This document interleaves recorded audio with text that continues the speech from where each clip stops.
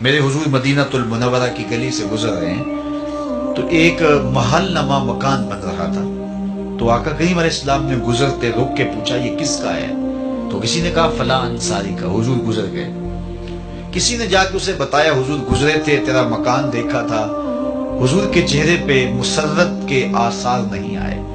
انہوں نے کہا ہاں بالکل. خیر انہوں نے کدال پکڑا اور مکان کو زمین کے برابر کر دیا. 2-4 دن کے بعد حضور کا پھر دوبارہ گزر ہوا تو دیکھا ملبے کا ڈھیر پڑا ہے. تو حضور رک گئے. کہا اس بلاؤ انصاری کو. بلایا گیا. کہا میں گزرا تھا، تیرا مکان دیکھا تھا، کدھر گیا؟ عرض کی حضور میں نے گرا دیا. فرمایا کیوں؟ عرض کی سنا تھا آپ کو پسند نہیں، سنا تھا آپ کو پسند نہیں. میں اور آپ دیکھیں ہمارا کیا کیا حضور کو پسند نہیں. سر سے لے کر پاؤں تک، پیدائش سے لے کر کے موت تک، عقیقے ولیمے سے لے کر کے اپنے انداز تجارت تک، اپنی نجی زندگی سے لے کے انداز سیاست تک، ہمارا کیا کیا حضور کو پسند. ایک شخص بحرین سے آئے اور حضور سے انہوں نے سلام پیش کرنا چاہا. آقا نے اعراض کیا، رخ پھیر لیا. وہ سمجھے شاید اتفاقاً حضور نے رخ پھیرا ہے، تو جدھر رخ پھیرا تھا تو ادھر سے جا کے حضور کو پھر سلام کیا. تو آقا نے پھر رخ پھیر لیا. وہ سمجھ گئے کہ حضور ناراض ہیں. تو جو اصحاب تھے ان سے کہا کہ مجھے تو سمجھ نہیں کہ حضور کی ناراضگی کا سبب کیا ہے، تو کیا تم بتا سکتے ہو کہ حضور کیوں ناراض ہیں؟ انہوں نے غور کیا تو کہا یہ تم نے سونے کی انگوٹھی پہنی ہے تو اللہ کے محبوب اس کو حرام فرما چکے ہیں اور جہنم کا انگارہ قرار دیا ہے، تو اس وجہ سے حضور ناراض ہو سکتے ہیں. ہمیں تو یہی سبب لگتا ہے.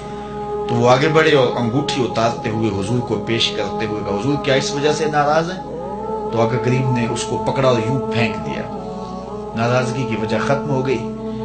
اللہ اکبر. کئی لوگ وہ سونے کی چین ڈال لیتے ہیں اور مختلف انگوٹھیاں ڈال لیتے ہیں. بلکہ میں نے ایک شخص کو دیکھا کہ اس نے جو ہے وہ ایک کڑا ڈالا ہے. تو میں نے کہا کہ یہ کیوں ڈالا ہے؟ تو وہ کہنے لگا یہ مدینہ شریف سے آیا ہے. میں نے کہا مدینے والے نے تو منع کیا ہے، انہوں نے تو روکا ہے.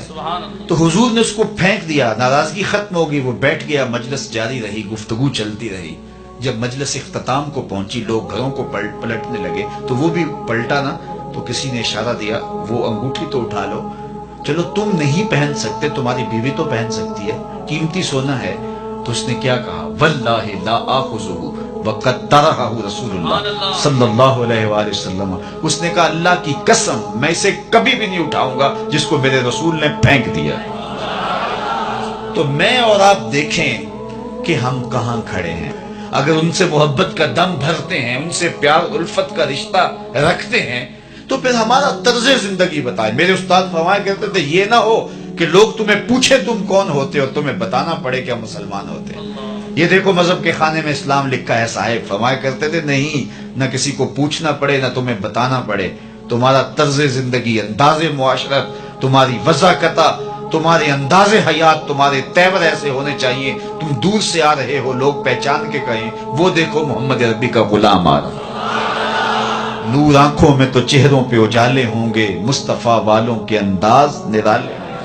دنیا میں بھی ان کے دم سے مقدر چمکا، محشر میں بھی ان کی رحمت کے حوالے ہوں گے. محبت خالی لفظوں سے نہیں ٹپکتی، عمل بتاتا ہے کہ یہ محب ہے، رویے بتاتے ہیں کہ یہ محب ہے. میں اور آپ اللہ اور اس کے رسول سے اگر محبت کرتے ہیں تو ہم اپنی محبت کا محاسبہ کریں اپنے اندر اتر کے. جن سے دعوی محبت ہے کیا ان کی بات مانتے ہیں؟ کیا ان کے طرز زندگی کو اختیار کیا ہے؟ اچھی بات دوسروں تک پہنچانا صدقہ جاریہ ہے. ویڈیو زیادہ سے زیادہ شیئر کیجیے.